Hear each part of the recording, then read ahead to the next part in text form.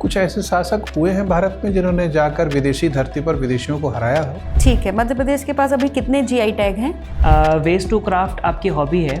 आप मुझे ये बताइए, सॉलिड वेस्ट मैनेजमेंट क्या होता है? अगर आपको मध्य प्रदेश का चीफ मिनिस्टर बना दिया जाए, आपको कितना समय चाहिए इसको आधुनिक बनाने के लिए?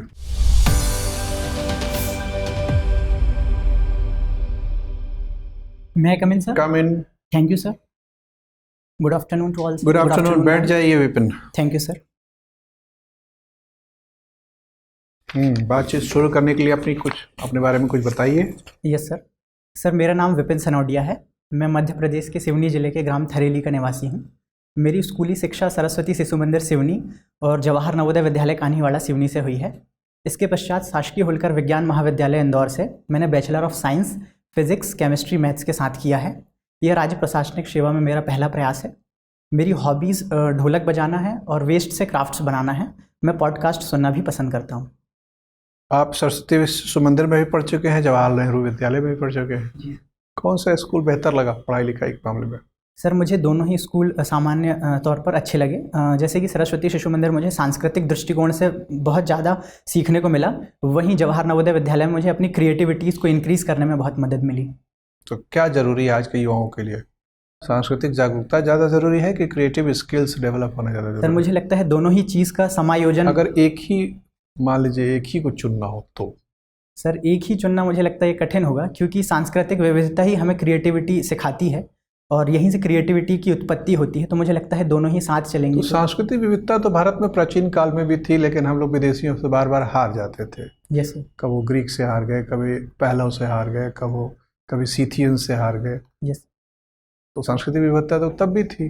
सर विविधता मध्यकाल में भी हारते चले गए। कभी अफगानिस्तान वालों से हार गए, कभी तुर्कमेनिस्तान वालों से हार गए, फिर अंग्रेजों से हारे, फ्रांसीसियों से हारे, पुर्तगालियों से हारे। ऐसा कोई देश है जिससे हम जीत पाए और जहां हमने अपना पताका जाके स्थापित किया?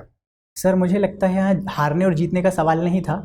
भारत हमेशा से सौहार्दपूर्ण देश रहा है और इसने जितने भी आक्रमणकारी विदेशी आए इन्हें अपनाने का ही प्रयास किया।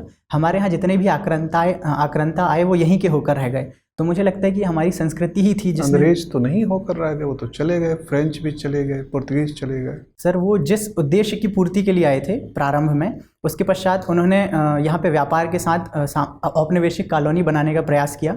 लेकिन मैं ये देख पाता हूँ सर कि हमने उन्हें भी सच्चे मन से स्वीकार किया था, लेकिन क्योंकि उन्होंने ऐसी नीतियाँ अपनाई जिसमें उन्होंने भारत का दमन करने का प्रयास किया, यहाँ का उपभोग करने का प्रयास किया, मुझे लगता है यही कारण था कि वो यहाँ पर सम्मिलित नहीं हो पाए, या मैं कहूँ कि वो स्वयं ही सम्मिलित नहीं होना चाहते थे।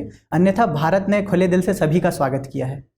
कुछ ऐसे शासक हुए हैं भारत में जिन्होंने जाकर विदेशी धरती पर विदेशियों को हराया हो? Yes sir. जैसे कि चोल साम्राज्य में हम देखते हैं, चोल राजाओं ने साउथ ईस्ट एशिया के जो कंट्रीज़ है वहाँ तक अपनी साम्राज्य का विस्तार किया था।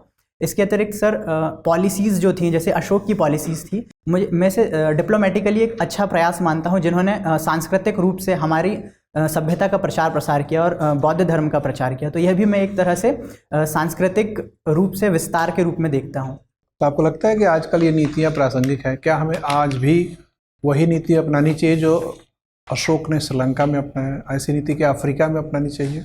सर इसका प्रयास किया जा सकता है, क्योंकि हम कल्चरली इतने डाइवर्स कंट्री हैं और इतने एनरिच्ड कंट्रीज़ हैं कि मुझे लगता है कि हमारी सॉफ्ट डिप्लोमेसी जो है, मुझे लगता है ये बिल्कुल उसमें हेल्प करेगी। क्योंकि हम देखते हैं भारत के बहुत सारे देशों में फॉरेन कंट्रीज़ में एनआरआईज़ के रूप में लोग रह रहे हैं। तो मुझे लगता है कि ये कहीं ना कहीं हमारी एक सॉफ्ट पावर के साथ साथ भारत की जो कल्चरल रिचनेस है और अन्य चीज़ें जो हैं, हमारे पास इतना टैलेंट है, ये दिखाने का एक अच्छा माध्यम हो सकता है। हम ये तो दावा करते हैं कि हमारे पास प्रतिभा बहुत ज़्यादा है, लेकिन जब हम जीडीपी पे गौर करते हैं तो हमारा जीडीपी चीन की जीडीपी का 1/6 हिस्सा है। Yes sir. अमेरिका 32 करोड़ नागरिकों का देश है, हमारे पास 140 करोड़ नागरिक हैं। हमारे पास धरती भी बहुत संपन्न है, नाना प्रकार के खनिज पाए जाते हैं। छोटे छोटे देश हैं, जापान भी हमसे आगे है जीडीपी के मामले में। जनसंख्या मात्र 14 करोड़ जापान की है। इतनी प्रचुर संसाधन, मानव संसाधन और सांस्कृतिक संसाधन होते हुए भी हम उत्पादन के मामले में क्यों पिछड़े हुए हैं? सर सबसे पहला इसका कारण है कि जो हमारा मानव संसाधन है उसका हम सफलतापूर्वक उपयोग नहीं कर पा रहे हैं, क्योंकि हमारे पास इतनी यूथ पॉपुलेशन है, उनके पास इतने क्रिएटिव आइडियाज़ हैं, प्रॉब्लम यहाँ आती है सर कि जैसे उनके पास फाइनेंशियल इंडिपेंडेंस या तो नहीं है, या प्रशासन जो योजनाएं चला रही है उसका लाभ ग्राउंड लेवल तक पहुँच नहीं पा रहा है, या पहुँच पाता है तो उनमें जैसे लोन्स के लिए जो गवर्नमेंट स्कीम्स होती हैं, हमारे देश में लोन को आत्महत्या जैसा समझा जाता है। इसमें लोग ऐसा समझते हैं कि यदि हम लोन लेंगे तो ये हमारे जीवन को ख़राब कर सकता है, ये डर है।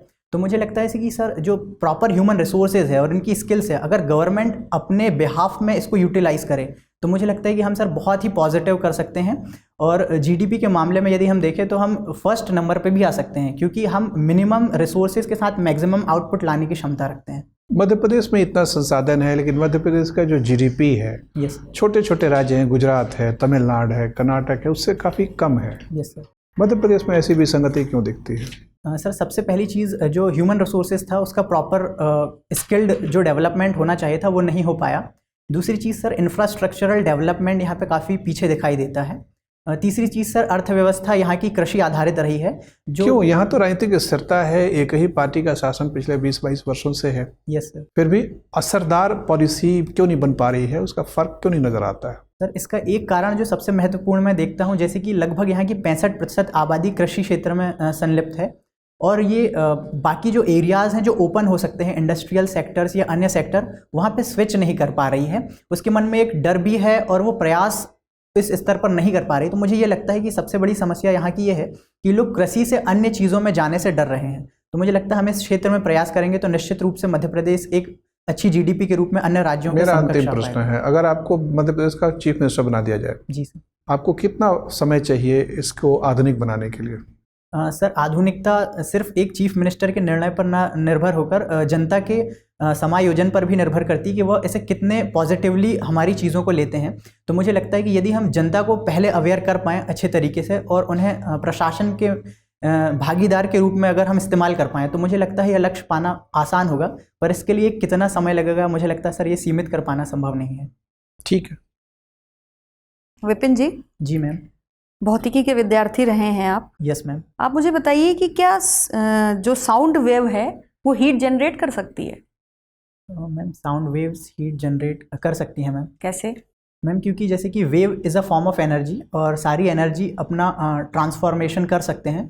तो मैं उस सिद्धांत के हिसाब से महसूस कर पा रहा हूँ कि साउंड वेव जो है हीट जनरेट कर सकती है। जैसे कि मैम सुपरसोनिक मिसाइल्स जो चलती हैं वो जब अपने वेग की वजह से जो साउंड प्रोड्यूस करती हैं उसकी वजह से एयर मॉलिक्यूल्स में जो वाइब्रेशंस क्रिएट होते हैं, मुझे लगता है निश्चित रूप से इससे साउंड वेव इससे हीट जनरेट होती है। ठीक है। ये बताइए लाइट क्या है? मैम लाइट एक वेव लेंथ है, इलेक्ट्रोमैग्नेटिक वेव है। ठीक है, बहुत बढ़िया। आप मुझे ये बताइए कि जैसे हम कहते हैं कि ये ऑब्जेक्ट क्लियर है, यस मैम, ट्रांसपेरेंट है, यस मैम। तो कोई क्लियर ऑब्जेक्ट ट्रांसपेरेंट भी होता है और विजिबल भी होता है सेम टाइम, कैसे? मैम ट्रांसपेरेंट अगर वो 100% होते हैं तो हम उसे देख नहीं पाते हैं कि वो ट्रांसपेरेंट है।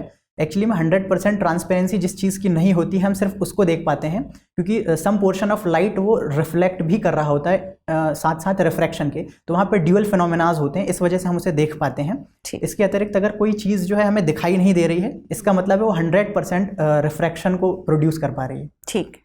ये बताइए, आपने होलकर साइंस कॉलेज से पढ़ाई की है, ये किस यूनिवर्सिटी से एफिलिएटेड है? मैम ये देवी अहिल्याबाई विश्वविद्यालय। देवी अहिल्याबाई विश्वविद्यालय किस प्रकार का विश्वविद्यालय है ये? राज्य स्तरीय, केंद्रीय? मैम राज्य स्तरीय। राज्य स्तरीय। मध्य प्रदेश में कितने केंद्रीय विश्वविद्यालय हैं? मैम संख्याओं के बारे में मैं अभी अनभिज्ञ हूँ, कोई बात पर नहीं। मैं कुछ नाम नाम बता दीजिए। जैसे हरि सिंह गौर विश्वविद्यालय सागर में है। ठीक है। इसके अतिरिक्त IGNTU Indira Gandhi tribal university है जो अमरकंटक में है। इसके अतिरिक्त मैम जैसे IIT है इंदौर, ये भी है, IIM इंदौर है, ये भी सेंट्रल यूनिवर्सिटी है। कितने IIT हैं टोटल मध्य प्रदेश में? मैम IIT इंदौर है, एक ही है जी। और IIM? मैम IIM भी एक ही है इंदौर एक ही है जी। क्या कारण लगता है आपको, इतना बड़ा राज्य है मध्य प्रदेश और IIT और IIM सिर्फ एक? इससे ज़्यादा की ज़रूरत महसूस नहीं हुई या बनाए नहीं गए? मैम मुझे लगता है कि निश्चित रूप से अब ज़रूरत है, क्योंकि बढ़ती आबादी को देखते हुए और क्योंकि जैसे कि हमने एक नया सिद्धांत लाया स्टेम एजुकेशन वाला, तो मुझे लगता है निश्चित रूप से हमें ज़रूरत है और सरकार इसके लिए निश्चित रूप से प्रयास करेगी। ठीक है। मध्य प्रदेश के पास अभी कितने GI टैग हैं? मैम संख्याएं में श्योर कोई बात नहीं। GI टैग होता क्या है और कौन देता है? मैम ये ग्लोबल इंडिकेशन बताता है किसी भी एक क्षेत्र में विशेष रूप से उत्पादित होने वाले पदार्थों को दिया जाता है। मैम इसका मिनिस्ट्री है एक केंद्र सरकार की, उद्योग मंत्रालय में याद नहीं कर पा रहा हूँ मैम, इसके द्वारा दिया जाता है। इसका उद्देश्य यह है कि उस क्षेत्र में जो विशिष्ट चीज़ का उत्पादन होता है उसे प्रमोट किया जाए, ताकि हम उसे एक विशेष पहचान देकर न सिर्फ राष्ट्रीय स्तर पर बल्कि अंतर्राष्ट्रीय स्तर पर भी एक इकोनॉमी के टूल के तौर पर, एक मार्केटिंग टूल के तौर पर इस्तेमाल कर सकें। ठीक है, कुछ ऐसे उत्पाद आप बता सकते हैं कृषि उत्पाद मध्य प्रदेश के जिनके पास जीआई टैग है? जी मैम। मैम सबसे पहले एक तो चिन्नौर का चावल है बालाघाट क्षेत्र में। इसके अतिरिक्त मैम किसी आम के पास है जीआई टैग मध्य प्रदेश सुंदर के? जो आम है रीवा का, ठीक है। एक ये है मैम। इसके अलावा अच्छा, किसी व्यंजन को या पकवान को? मैम रतलामी सेव को मिला हुआ है, लेकिन ठीक है। क्योंकि ये फसल में नहीं आता इसलिए। हाँ नहीं, कोई बात नहीं, अभी तो मैं फूड आइटम्स पूछ रही हूँ।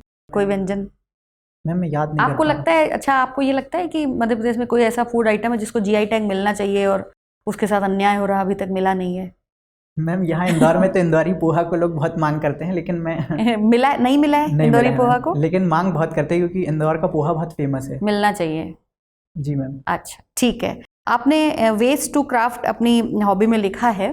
भारत में बहुत से ऐसे पार्क हैं जहाँ पर वेस्ट मटेरियल का उपयोग करके चीज़ें बनाई गई हैं, उनमें कुछ पार्क्स के नाम आप बता सकते हैं हमें? मैम भारत के में तो नहीं पता है, पर इंदौर के पार्क्स में जानता हूँ क्योंकि मैं देखा हूँ। जैसे कि नवलखा के पास मैम वेस्ट मटेरियल का यूज़ करते हुए गांधी जी की दांडी मार्च का प्रदर्शन किया गया है, जो मुझे बहुत सुंदर लगा। इसके अलावा इंडियन रेलवे के द्वारा भी यहाँ पे प्रयास किया गया है। तो इंदौर जंक्शन में जो मेटल्स के स्क्रैप मटेरियल हैं, इनका यूज़ करके आदिवासी संस्कृति को दिखाया गया है, जिसमें वाद्य यंत्र बजाते हुए भी दिखाया गया है। ये आपको सब जगह मिल जाएगा, हर स्टेट में किया जाता है। मेरा सवाल ये है कि बहुत सारे ऐसे पार्क्स भी हैं, आपको याद कर पा रहे हैं? रॉक गार्डन का नाम सुना है आपने? No ma'am. ठीक है, थैंक यू सर। विपिन, आपको ढोलक बजाना पसंद है? जी सर। ढोलक बजाते समय कुछ तालों का भी प्रयोग किया जाता है। प्रमुख तालों के नाम बता सकते हैं? सर जैसे एक दादरा ताल का प्रयोग किया जाता है, एक कहरवा ताल का किया जाता है। लेकिन सर मैंने शास्त्रीय शिक्षा नहीं ली है, ढोलक बजाना मैंने सुनकर सीखा है, तो सर ताल के बारे में मुझे विशिष्ट जानकारी नहीं है। ठीक है, कोई बात नहीं। वेस्ट टू क्राफ्ट आपकी हॉबी है। जी सर। आप मुझे ये बताइए, सॉलिड वेस्ट मैनेजमेंट क्या होता है? सर सॉलिड वेस्ट मैनेजमेंट का मुख्य मतलब यह है कि जैसे घरों से जो हमारा किचन से जो वेस्ट निकलते हैं सॉलिड के फॉर्म में, सब्जियों के, या फिर हम जो पेपर्स होते हैं या फिर कोई और दूसरा मटेरियल होता है जो सॉलिड फॉर्म में होता है, इसको प्रॉपरली हम कैसे रिसाइकल कर सकें, या फिर रिसाइकल ना हो पाए तो इसको हम अदर सेकेंडरी यूज़ में कैसे यूज़ कर सकें, ये प्रयास किया जाता है। यही पद्धति को सॉलिड वेस्ट मैनेजमेंट। ठीक है, सॉलिड वेस्ट मैनेजमेंट में अवेयरनेस क्रिएट करने के लिए ये प्रमोट किया जाता है कि वेस्ट सेग्रीगेशन एट सोर्स होना चाहिए, जहाँ से कचरा उत्पन्न हो रहा है वहीं उसको बांट दिया जाए। Yes sir. इसके लिए डिफरेंट कलर कोडिंग का इस्तेमाल किया जाता Yes, है। sir. बता पाएंगे क्या कलर कोड्स यूज होते हैं? सर जैसे गीले कचरे के लिए सर ग्रीन कलर यूज़ किया जाता है और ब्लू कलर सूखे कचरे के लिए इस्तेमाल किया जाता है। ठीक है, इसके अतिरिक्त जो वेस्ट कैटेगराइजेशन होता है उसमें लाल और काले रंग का भी प्रयोग किया जाता है। सर लाल रंग का प्रयोग हैजार्डस मटेरियल को इंडिकेट करने के लिए किया जाता है।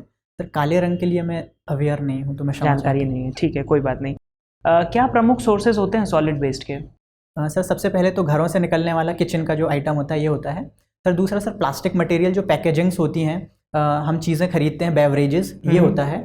सर तीसरा इसके अतिरिक्त जो हमारे कोई भी कंज्यूम्ड आइटम्स होते हैं, इनके अलावा जैसे कि क्लॉथिंग्स हैं जो हम पहनते हैं, या फिर ऐसी कोई भी चीज़ें जो हम डेली लाइफ में इस्तेमाल करते हैं, ये सारी चीज़ें इसमें आती हैं। ठीक है, सिंगल यूज़ प्लास्टिक क्या होता है? सर सिंगल यूज़ प्लास्टिक ऐसा प्लास्टिक होता है जिसको हम एक बार यदि कोई शेप में प्रोड्यूस कर लेते हैं, इसके बाद हम उसे रीयूज़ तो कर सकते हैं लेकिन रिसाइकल नहीं कर सकते हैं। ठीक है, भारत में क्या स्थिति है? ये अवेलेबल है? सर ये बैन है, इसे बैन कर दिया गया है सिंगल यूज़ प्लास्टिक, और ये चलन में नहीं है। ठीक है, विपिन आप मुझे ये बताइए, एक्सटेंडेड प्रोड्यूसर रिस्पॉन्सिबिलिटी क्या होती है? सुना है इसके बारे में? नो सर, मैं अच्छा, जानकारी नहीं है, कोई बात नहीं। अभी आप प्लास्टिक वेस्ट का जिक्र कर रहे थे। Yes, प्लास्टिक वेस्ट के मैनेजमेंट के लिए भारत सरकार ने कुछ रूल्स लागू किए हैं, उन रूल्स के बारे में जानकारी है? कब लागू हुए थे? सर सिंगल यूज़ प्लास्टिक पे जो बैन हुआ था और माइक्रोन सिस्टम लेके आया गया था। प्लास्टिक वेस्ट मैनेजमेंट रूल्स हैं हमारी देश में? मैं क्षमा चाहता हूँ, नहीं है जानकारी, कोई बात नहीं। फ्लाई ऐश क्या होता है? सर फ्लाई ऐश जो थर्मल पावर प्लांट्स होते हैं, इसमें कोल बर्निंग के बाद जो प्रोडक्ट के बाय प्रोडक्ट के रूप में प्रोड्यूस होता है, ये फ्लाई ऐश होती है। ठीक है, फ्लाई ऐश का कुछ इस्तेमाल बता पाएंगे? सर रोड कंस्ट्रक्शंस में अभी इसका इस्तेमाल हो रहा है। सर सेकंड सर इसका इस्तेमाल हम जो मूर्तियाँ बनाई जाती हैं इसमें मिलाकर भी कर सकते हैं। तीसरा सर ईंट इंडस्ट्रीज जो है, इसमें भी इसका प्रयोग हो रहा है वर्तमान समय में। जो क्या फ्लाई ऐश को हम पूरी तरीके से सीमेंट के रिप्लेसमेंट के रूप में यूज़ कर सकते हैं? सर 100% नहीं कर सकते हैं, क्योंकि सीमेंट का जो पकड़ के रखने का गुण है वो फ्लाई ऐश में उतना ज़्यादा नहीं होता है, लेकिन सर हम जैसे कि हम एथेनॉल ब्लेंडिंग का कंसेप्ट लाए हैं, बिल्कुल वैसा ही कंसेप्ट है जिसमें हम ब्लेंड करके इसका मैक्सिमम यूटिलाइजेशन कर सकते हैं। ठीक है। विपिन, मेरा अंतिम प्रश्न आपसे, Yes, हाल ही में भारत और म्यांमार के संबंध चर्चा में रहे हैं, क्या कारण है? सर भारत म्यांमार में सर म्यांमार में रिसेंटली तख्ता पलट हुआ था, उससे रिलेटेड प्रॉब्लम्स आई हैं, लेकिन स्पेसिफिकली गवर्नमेंट ऑफ इंडिया का क्या इंस्टांस है या क्या फ्री मूवमेंट रिजीम के बारे में सुना है आपने? Yes sir. Sir free movement regime के तहत ये प्रावधान किया गया था कि म्यांमार के जो बॉर्डर एरियाज़ हैं उसमें एक पर्टिकुलर लोकेशन तक, क्योंकि हम और उन लोगों की संस्कृति मैच होती है, वहाँ के आपस में लोग रिलेटिव्स हैं, तो ये अलाउ किया गया था ये आना जाना। लेकिन अभी इस पर गवर्नमेंट ऑफ इंडिया ने, गृह मंत्रालय की ओर से निर्देश हुआ है कि इसे हम बंद करेंगे। ठीक है, शुक्रिया। विपिन, सूनिकॉर्न क्या होता है? सर सूनिकॉर्न, जैसे यूनिकॉर्न होता है वैसे ही एक शब्द है सूनिकॉर्न। सॉरी सर, मुझे इसकी जानकारी नहीं है। अच्छा, यूनिकॉर्न क्या होता है? सर यूनिकॉर्न ऐसे स्टार्टअप्स होते हैं जो $1 अरब से ज़्यादा या $1 अरब तक का जिनका मार्केट कैप होता है। अच्छा, मार्केट कैप होता है तो मार्केट कैप तो तब पता लगेगा जब शेयर इशू होगा। Yes sir. लेकिन कहा जाता तो स्टार्टअप के शेयर ही नहीं होते बाजार में। सर इस बारे में मुझे स्पेशल जानकारी नहीं है, मैं क्षमा अच्छा, ठीक चाहता है। मध्य प्रदेश सरकार ने एक स्टार्टअप पॉलिसी लाई थी 2016 में। हूँ। Yes sir. उसके बाद 2 स्टार्टअप पॉलिसी की घोषणा फिर हुई है। बता सकते हैं 16 के बाद कब कब ये स्टार्टअप पॉलिसी मध्य प्रदेश सरकार ने दिया है? सर मैं माफ़ी चाहता हूँ, मुझे इस पर अध्ययन करने की ज़रूरत है। ओके। अंतिम स्टार्टअप पॉलिसी 2022 में आई थी। जी सर। उसके बारे में कहीं कुछ पढ़ा है? क्या उद्देश्य है उसके? मैं क्षमा चाहता हूँ सर। ओके। ये बताएं कि जो मध्य प्रदेश की अर्थव्यवस्था है उसमें पर्यटन का तो महत्वपूर्ण स्थान है ही, यस सर। लेकिन पर्यटन के अलावा और किन किन सेवाओं का विशेष महत्व है? सर पर्यटन के अलावा सर अन्य सेवाएं जो देखें हम, तो सर कृषि क्षेत्र में यदि हम मुख्य रूप से देखें तो हमारे पास वैरायटी बहुत ज़्यादा है प्रोडक्शन की। तो मुझे लगता है कि इसे एज अ सर्विस, जैसे कि मिलेट्स हमने बताया, तो इसको हम टूरिज़्म से इस तरह से जोड़ सकते हैं कि पकवानों का जो प्रासंगिकता है इसे हम एक सर्विस के तौर पर प्रोवाइड कर सकते हैं। दूसरी चीज़ सर हम सर्विस के रूप से देखते पहले हैं। तो आप ये बता दीजिए कि जब सेवा क्षेत्र हम कहते हैं यस सर। तो उसमें कौन कौन सी सेवाएं शामिल करते हैं? सर जैसे एजुकेशन है, हेल्थ फैसिलिटीज़ हैं, और इसके अलावा बैंकिंग फैसिलिटीज़ हैं, ये सारी चीज़ें आती हैं। और सर इसके अलावा इलेक्ट्रिसिटी सप्लाई जो है वो भी सर्विस सेक्टर में आता है। सर मैं याद कर पा रहा हूँ। परिवहन? सर परिवहन, ट्रांसपोर्टेशन भी सर्विस सेक्टर का एक हिस्सा है। संचार? Yes sir. कम्युनिकेशन? ठीक है। ट्रेड, व्यापार? सर ट्रेड सेकेंडरी सेक्टर में आता है सर। मैं सर्विस में तो वो चीज़ आएगी ना जिसमें सब अदृश्य है, अमूर्त है। ट्रेड भी सर्विस आता है। तो ये बताएं कि मध्य प्रदेश के कुल उत्पादन में, मतलब जीडीपी में, यस कृषि का कितना प्रतिशत हिस्सा है, उद्योग का कितना है, सेवा क्षेत्र का कितना है? Yes sir. सर कृषि का लगभग 37% हिस्सा है, जबकि 36% सर्विस सेक्टर का है। और इसके अलावा फिर सेकेंडरी सेक्टर जो है वो सबसे लोवेस्ट शेयर रखता है। कितना? सर लगभग 24% समथिंग है सर। आपने बोला कृषि कितना बोला? सर 36 और 37 है। ऐड अप करिए, आप तो साइंस के विद्यार्थी हो, फटाफट जोड़िए। Yes sir. 30, 60, 70, 73, तो सर 27 समथिंग। 27? Yes sir. आप 20 कह रहे थे। सर 26, 27 का। ओके, मैं क्षमा चाहता हूँ। ठीक है। तो उद्योग का हिस्सा भारत में जितना है, क्या मध्य प्रदेश में लगभग उतना ही है कि कम है? सर कम है, मुझे ऐसा महसूस होता है। ऐसा क्यों है? सर सबसे बड़ा रीज़न सर इसमें इंफ्रास्ट्रक्चर डेवलपमेंट इतने बड़े स्केल पे हो नहीं पाया, और दूसरा उस इंफ्रास्ट्रक्चर का डेवलप ना होने पाने का रीज़न था कि जो कृषि अर्थव्यवस्था थी वो इंडस्ट्रियल सेक्टर में शिफ्ट नहीं हो पाई। और भारत सरकार के बुनियादी ढांचा विकास की 3 योजनाएं महत्वपूर्ण चल रही हैं, पर्वतमाला, सागरमाला और भारतमाला। Yes sir. क्या है ये तीनों? सर सागरमाला प्रोजेक्ट के तहत सबसे पहले जो हमारा रिवर वाटर सिस्टम या फिर ओशन वाटर सिस्टम का जो ट्रांसपोर्टेशन सिस्टम है और पोर्ट सिस्टम है, इसको स्ट्रेंथन करना है। जबकि भारतमाला का उद्देश्य जो हमारा road infrastructure and transportation system है उसको स्पीडी बनाना, और साथ ही साथ एक कनेक्टिविटी स्थापित करना है ताकि हर राज्यों के साथ उनके जो मेजर इकोनॉमिक सेंटर्स हैं उनके साथ इस्टेब्लिश कर सकें। सर पर्वतमाला के बारे में मैं अनभिज्ञ हूँ, तो मैं क्षमा चाहता अभी मध्य प्रदेश के वित्त मंत्री कौन है? हूँ, याद नहीं कर पा कोई रहा। बात नहीं। उन्होंने जो बजट पेश किया था पिछली बार, नियमित बजट, एक तो अंतरिम बजट पेश किया था, नियमित बजट का आकार क्या था? सर क्षमा चाहता हूँ, मैं फिगर याद नहीं है मुझे। कोई बात नहीं, आपका इंटरव्यू हो गया विपिन, अब आप जा सकते हैं। Thank you ma'am.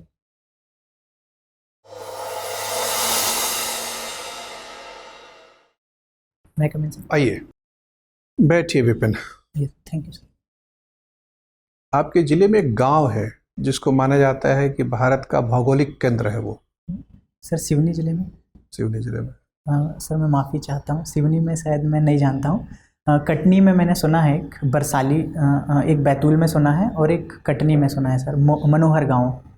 तो आप तो साइंस के विद्यार्थी हैं, अगर सेंट्रल पॉइंट होगा तो कहीं एक ही जगह होगा, दो जगह क्यों सुना जा रहा है? सर वो एक भारत का भौगोलिक बिंदु कहा जाता है और एक जो अनडिवाइडेड इंडिया जिसमें पाकिस्तान वाला एरिया था वो भी शामिल था, उसको कहा जाता है। और पृथ्वी के सेंटर के तौर पर मंगलनाथ मंदिर उज्जैन।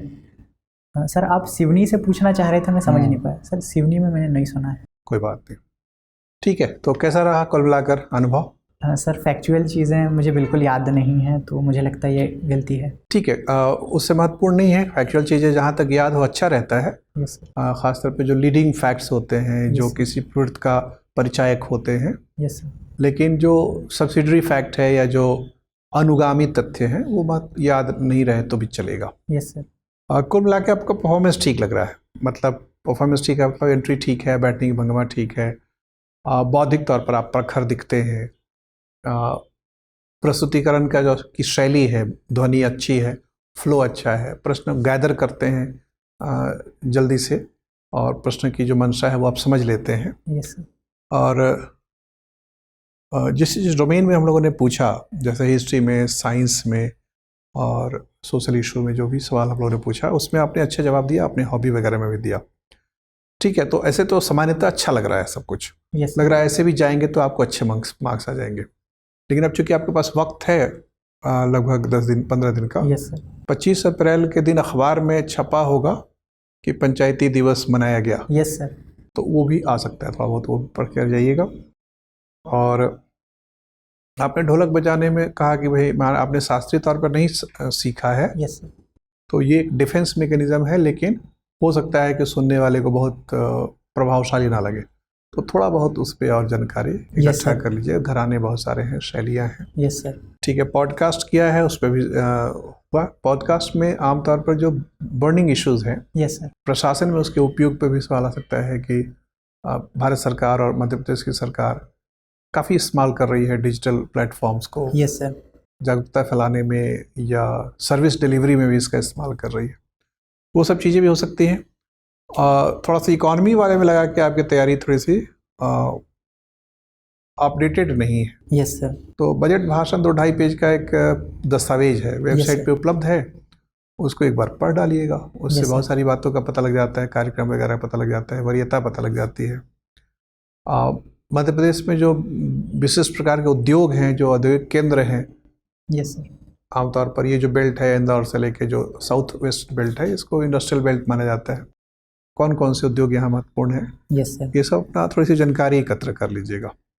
ठीक है, लेकिन अन्यथा आपकी तैयारी हमें अच्छी लग रही है, प्रस्तुतिकरण का अंदाज भी अच्छा लग रहा है, लगभग सब जगह ठीक लग रहा है। कहीं कोई कमी उजागर करने जैसी बात नजर नहीं आ रही। तो इस बस टेम्पो को बनाए रखिए और थोड़ा बहुत तथ्यगत अपना जितना विस्तार हो सकता है कर लीजिए। Yes sir.